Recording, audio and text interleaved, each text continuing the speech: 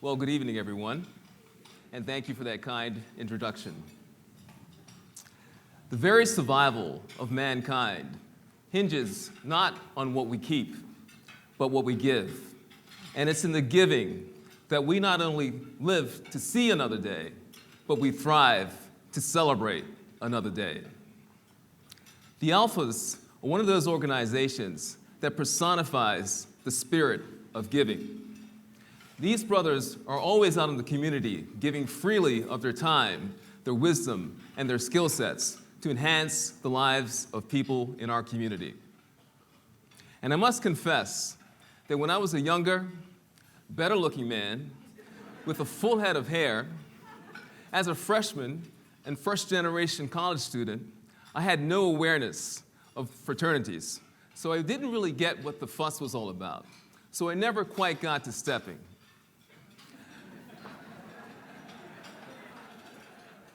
But if I knew then what I know now, anyway, it's a privilege and a pleasure to have been invited to speak here this evening.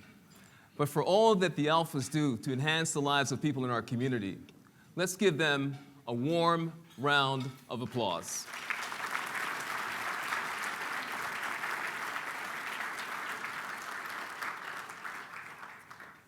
Now, when I accepted the invitation to speak this evening, Brother Diallo told me that the theme was going to be the triple R's: reclaim, restore, and renew. So let's get started with reclaim. Now, reclaim means to retrieve something previously lost. So what have we lost that we urgently need to reclaim? Well, these are challenging times. The anxiety barometer is off the charts, and the needles of faith and hope are on life support in some quarters. The notion that Bermuda is another world has been obliterated, as Bermuda is very much part of the global village, and the challenges and problems that we are experiencing are not unique to Bermuda, but are being experienced in communities all over the world. We are living in a world that is not just flat, but hyper-connected, where everyone is being asked to do more with less. And an accelerated rate of innovation is impacting our lives in ways that we could have never imagined in our lifetime. Whoever would have thought that a phone would make us talk less? Or that a refrigerator could be used in a cyber attack? Never before in the history of mankind have we been more interconnected and interdependent. But paradoxically, against this backdrop, we are seeing an increase in countries around the world shifting away from universal civic nationalism to the blood, soil, and ethnic sort. We are seeing where positive patriotism is warping into negative nationalism, and that benign love of one's country, that spirit that impels the Americans to salute the stars and stripes, or the Brazilians to cheer on the Brazilian soccer team, is being replaced by an urge to look at the world with mistrust. Now, the irony of this is that the world's most pressing problems, climate change, growing inequality, and technological disruption, will require coordinated, multilateral cooperation between governments, corporations, and non-governmental entities. No one institution, individual, or country can deal with these issues in isolation. But far too often, they are operating in a siloed approach, often with contrasting and opposing views on the way forward. So as a matter of real urgency, we must reclaim our willingness and spirit of collaboration and work together. The problems that we are facing cannot be solved with a siloed approach, especially in Bermuda. Government cannot do it alone. Businesses cannot do it alone. And neither can the unions. The problems that we are facing will require more unity, not less. And our individual and collective welfare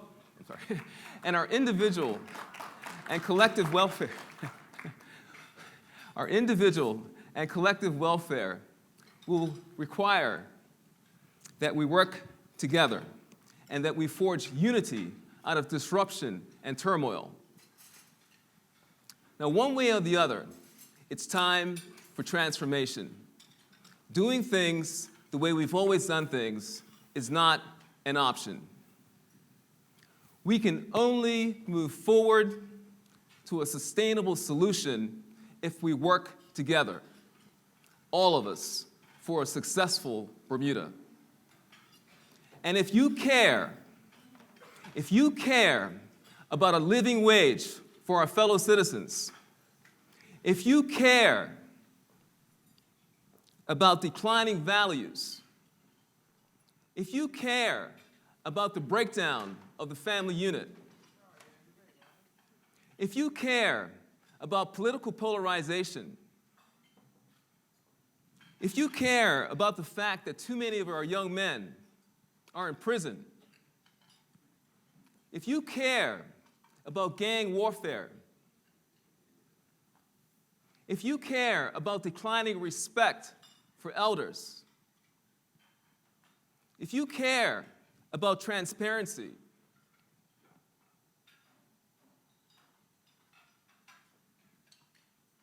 and critically, if you care about the future of this country, if you care about any of these issues, then we as Bermudians, both black and white, must reclaim control of our own destiny by harnessing our combined intellectual and economic power so that collectively we can solve the real issues impacting this country.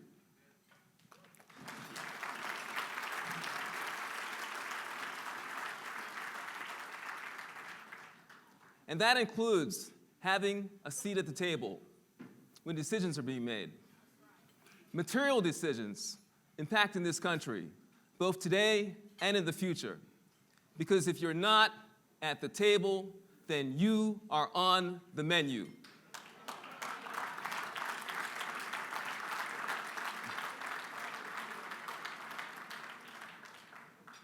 Now, it's one thing to express yourself on social media and become a social media warrior, or to call the talk show every day and become a talk show legend, or even to kneel down during the national anthem. But if you're going to reclaim control of your own destiny and to ensure that the issues that you believe are critical to moving this country forward are given due consideration, then you must exercise your right to vote, irrespective of what side of the political spectrum you are on.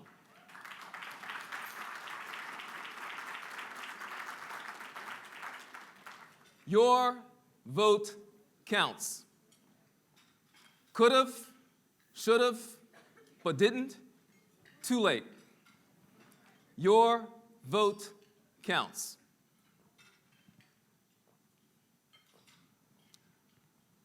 The second R, restore. So as I was thinking about what can we restore that will move the needle in terms of our quality of life, and the more I thought about it, we need to restore our connectivity to our values, especially in this modern, technology-fueled economy.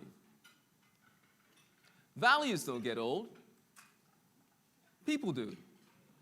And if you want to live forever and be quasi-immortal, then pass your values on to the next generation. Teach them a strong sense of right and wrong. And for those of us in the audience who are teachers, parents, and leaders, we must teach our constituents, our colleagues, and our students how to be, how to learn, how to treat each other. Teach them that people with big egos have little ears.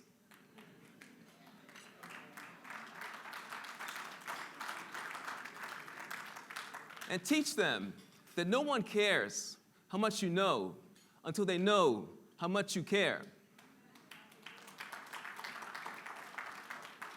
And teach them that if you're not prepared to sacrifice for what you want, then what you want will be the sacrifice. And teach them as well that what you do in the dark comes out in the light. It happens every single time. I would like to banish to the depths of the incinerator at Tynes Bay that phrase, do as I say, as opposed to do as I do. We must walk the walk. Enough of the talk. It's time for action. We must be authentic. You can't tell your children to do something that you're not doing yourself. It doesn't work like that.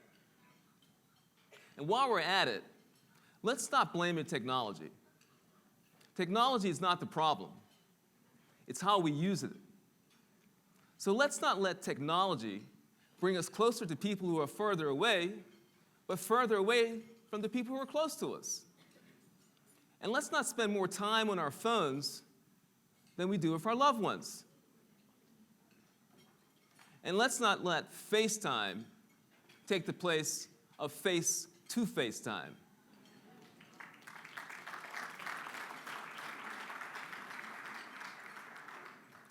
And by all means, please take the time to spend time with your loved ones. I've never heard anybody on their deathbed say they wish they had time for one more meeting.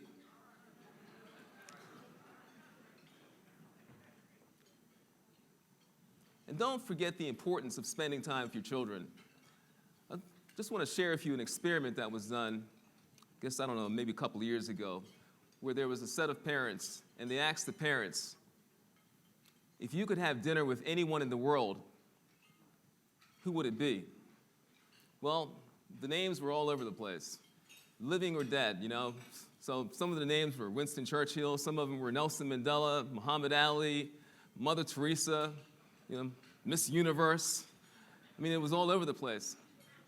But when they asked that same question of the children, every single child said, I would love to spend time with my parents.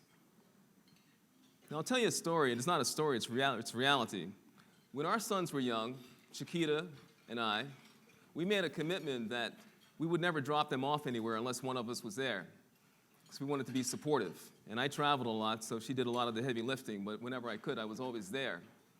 And I can tell you that we never left them anywhere, but we used to pray every night that they wouldn't take up cricket, because it would have been a really long day.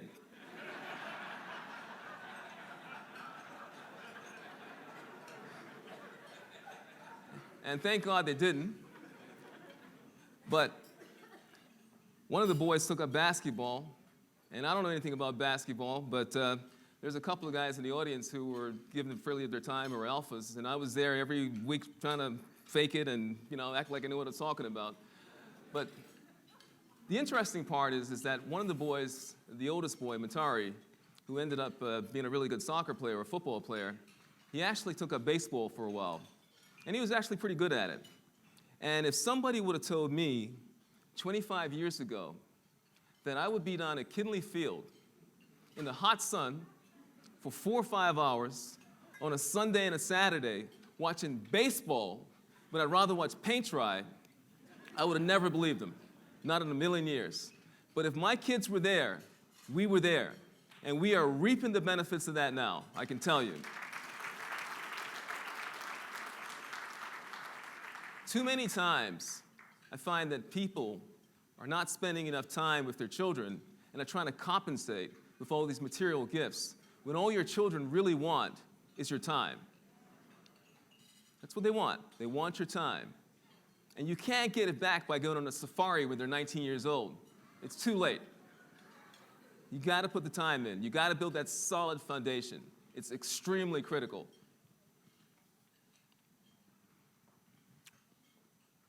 Values. When I think about what our legacy in life is going to be, it's not going to be what kind of house you lived in. It's not going to be what kind of car you drove, even though I got to have enough leg space. And it's not going to be what kind of job you had.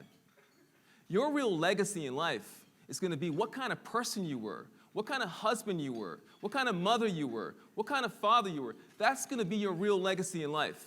And that's what's really important at the end of the day.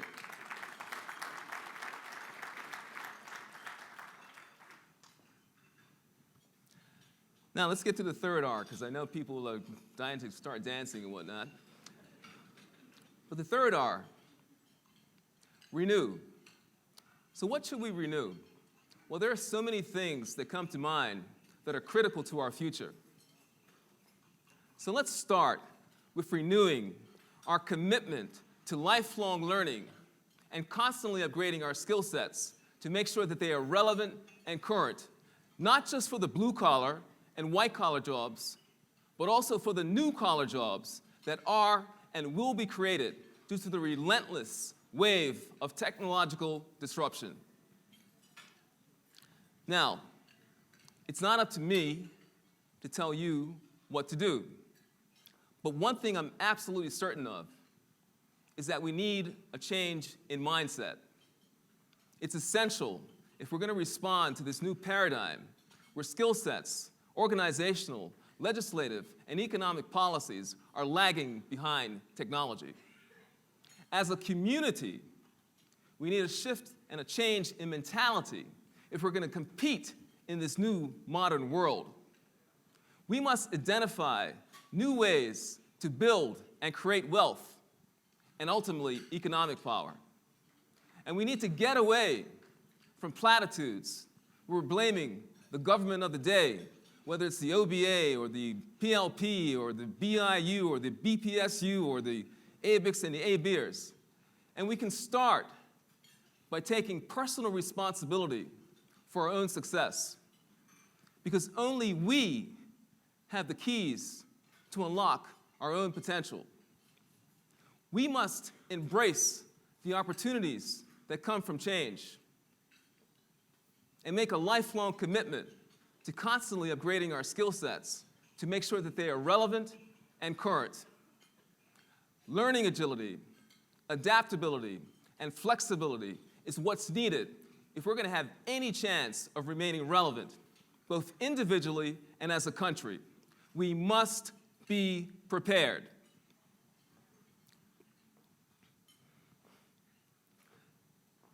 Now listen, I'm not an expert on success in terms of the path to success, but one thing I'm absolutely certain of is that we must embark upon a journey of self-awareness, belief in oneself, and a cultural awareness of our history.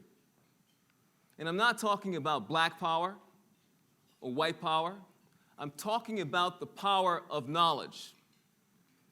It will emancipate you.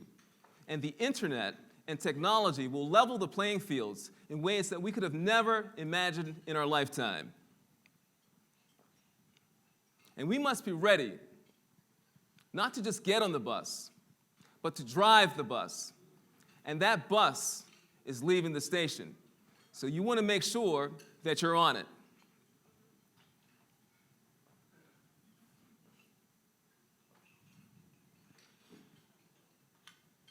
I would also like to see us renew our commitment to keeping hope alive. We can start by telling our children that they can be anything they want to be with hard work, perseverance, and self-belief. We need to stop telling our children what they cannot be.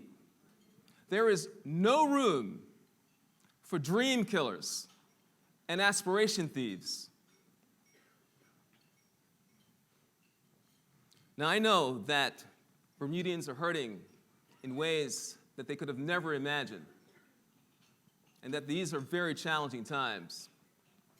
But I am absolutely confident that we're going to get through this.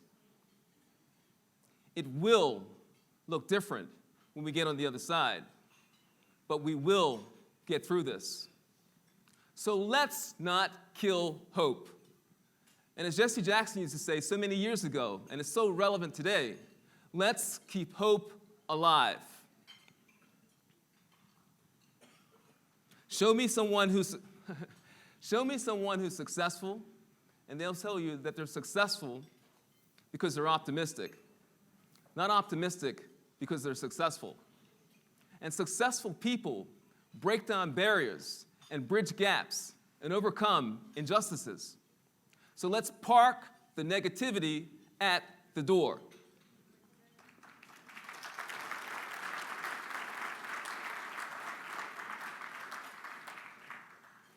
We don't have to deny the real progress that's been made to have an honest conversation about the challenges that still remain.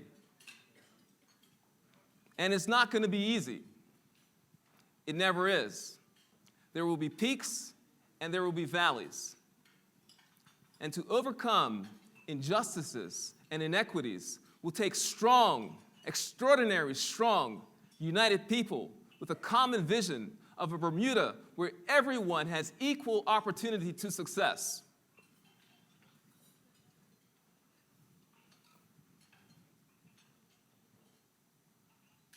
I will never forget the past, and neither should you, but we must move forward. And there's an old Cherokee proverb that goes as follows: don't let yesterday take up too much of today. Don't let yesterday take up too much of today. We can only move forward and be part of this modern world if we work together, all of us, for a better Bermuda.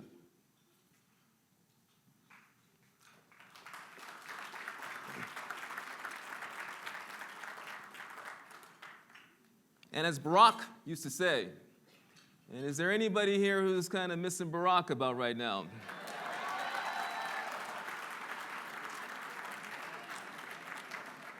Yeah. Bring him back. As Barack used to say, yes, we can. And what I'm telling you guys is that we can, we must, and we will.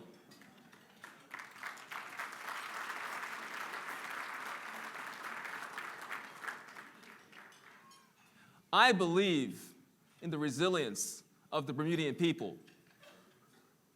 And as Nelson Mandela once said, what counts in life is not the mere fact that we lived, it's the difference that we made in the lives of others that will determine the significance of the life that we have lived. And we can all do so much more.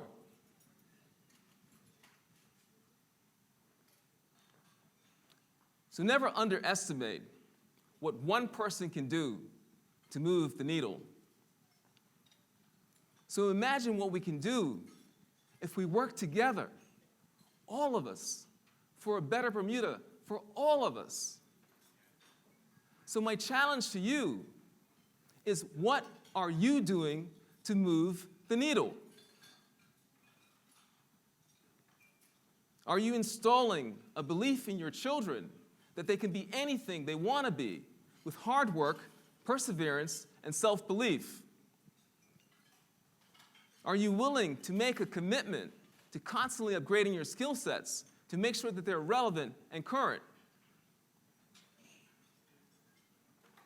Are you embracing the opportunities that come from change? Very quiet out there.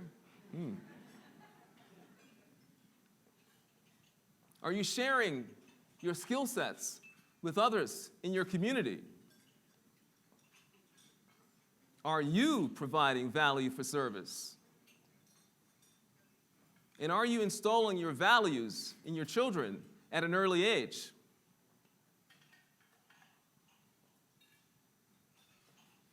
And are you doing all that you can to be your brother's keeper?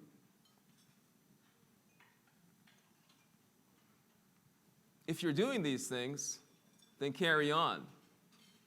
But if you're not, then for the good of yourself, your family, and Bermuda, I urge you to step it up.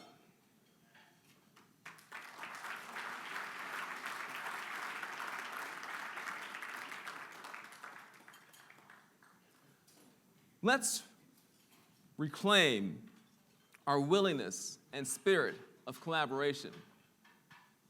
Restore our connectivity to our values. And renew our commitment to lifelong learning and keeping hope alive. We can, we must, and we will. It starts with you. It starts with us. So like the Alphas, let's get stepping and putting first things first by focusing on our future. I believe in you guys, and I believe in Bermuda. So make a difference and make an impact. Thank you, and have a good evening.